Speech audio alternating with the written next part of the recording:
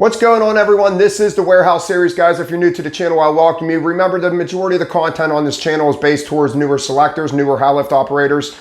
So let's get to today's video. So the first thing I want to talk about is twice in the last month at our warehouse, we had people drop product the week after their training week, maybe even the day after their training week, and they left. They just didn't tell anybody. They dropped their product. They were disgusted. They left their headset on the jack and they just walked out. Guys, you are going to drop product. You're going to drop pallets probably multiple times whenever you first start selecting. When you get to be an experienced selector, when you drop a pallet, you get very irritated. I mean, because you shouldn't be dropping them, but it happens sometimes. But, because you learn how to build your pallets as time goes on. But guys, newer selectors, you're going to drop pallets. Just pick the crap up and get back at it again. All right, guys, so the first picture I want to look at, is right here. I got the arrows pointing to that case of Clorox. That case of Clorox is not all the way to the outside of the pallet. I tell you guys, it is so important to make sure you're right to the outside of that pallet.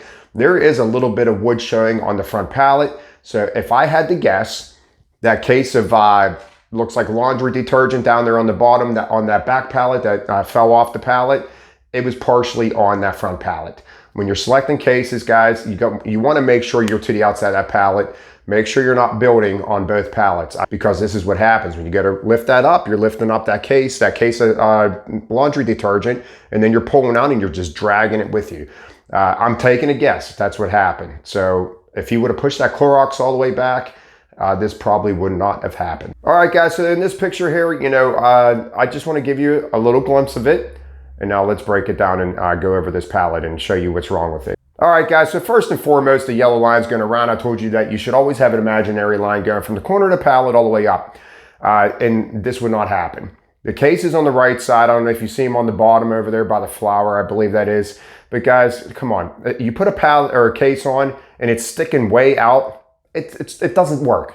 Why would you leave it there? It's not working. You need to either turn it or find another place for it. And that's why this pallet goes like this. It would not go like that if you would put your imaginary lines in. If it doesn't fit, turn it or put it somewhere else. It's as simple as that. Let's go right to the middle of the picture here.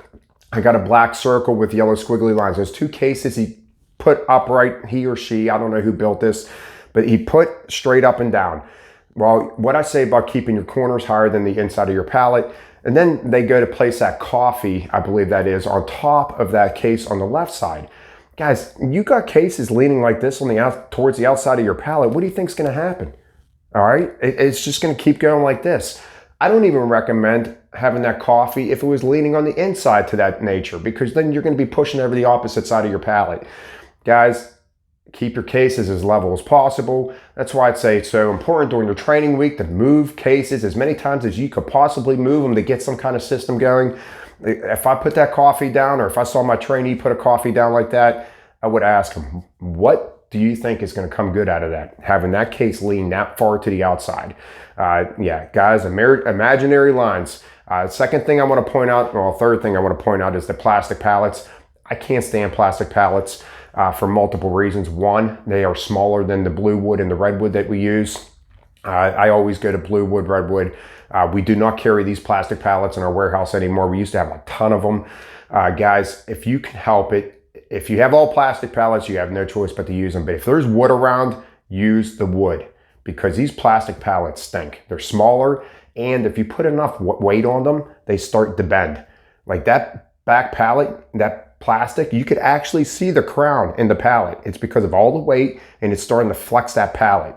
These pallets should not even be allowed in warehouses, in my opinion, unless you're throwing all light product on them. And the last thing I want to talk about in this picture is that charcoal that I have the pink line around. I believe it to be charcoal, the 6 white bags there. I always stick that towards the front of my pallet because it is very uneven to stack on. I would never put that on a back corner. It would be on my front corner of the back pallet or the front corner of the front pallet. So it's up against the jack or up against the front pallet. The charcoal, I never put it, or in the middle of the pallet, or you could stick it in the middle of the pallet, but I would never stick it on a back corner. All right, guys, on this next picture here, and I just want to let you guys know all these pictures are from the members on Discord. If you're not a member of Discord, guys, in the description below, you can click that link. It's free. All right, guys, so in this picture here, I am so glad this person sent this picture. The person that built this pallet, I actually think did a good job. Because this is exactly what the 32 Ls in our dry goods buildings. It's cases like this. Nothing lines up unless you have a large quantity. Everything is a different size case. And the way they built this, the columns, I drew an outline and I drew columns, do that. But the only thing I would do differently here is if you're a new selector, where my box is at, right when I would have got to there, I would have took my wrap and I would have lightly wrapped my pallet. You don't want to tighten your pallet with the wrap because then it's going to start shrinking your surface to build the rest and you're going to have a tall, skinny pallet. The reason why I'd say lightly wrap it is because it's going to just keep things from shifting. Because you're straight up and down, it's bottles, and bottles are not sturdy to build on. But you have no choice, right? I mean, but the way this pallet is constructed, even though it's sort of rocking a little bit back, they actually did not do a bad job on this because this product is very hard to build. So guys, if this is what you were talking about with different size cases, please look at this pallet and take my advice on lightly wrapping that bottom section just to make sure you don't get no shifting. All right, guys, in this pallet here, once again, you got the bottom, the front pallet's actually very nice. I mean, it's built very well. I don't know if that pallet directly behind it is part of the front pallet. If it is, I would have threw the charcoal bags that are on the back I would have put it on the back pallet. But I'm not 100% sure if that back pallet's part of the front pallet. But yeah, there's no reason to sit there and toss charcoal up like that. I would have just stuck them on the back pallet. But that front pallet is very nicely constructed, considering the product. Once again, that's our 32 owl. All that product is what's in our 32, 34, 36, 38 owls.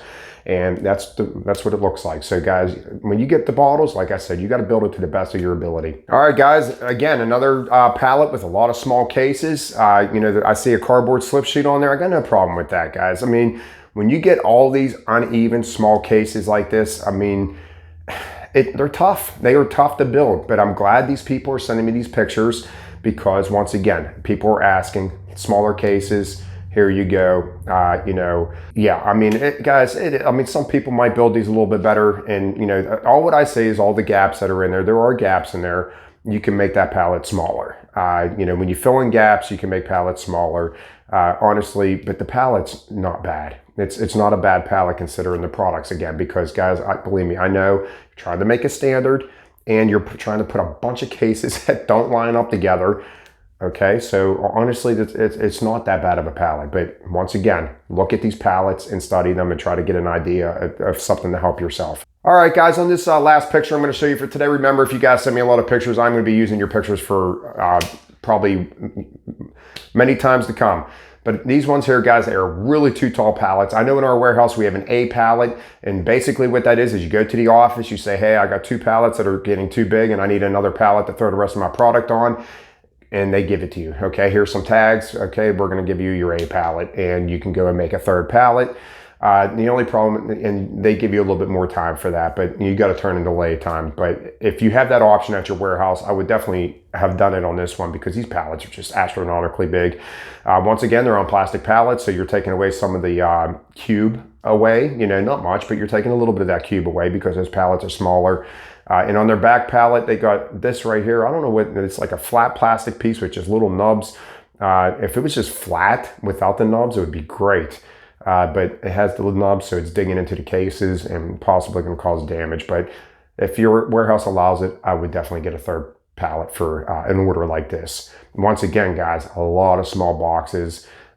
Look at these pallets because these are not badly constructed pallets. They're just very big. All right, guys, so that's it today. Just wanted to go over a couple more selection tips for you guys. So your pallets aren't falling over. If you drop your pallets, guys, remember, just relax. It's going to happen. But just correct yourself, don't get mad. Just what can I do differently, So that's it. All right, guys, thank you for watching, and I hope everyone has a wonderful day. I'll see you next time.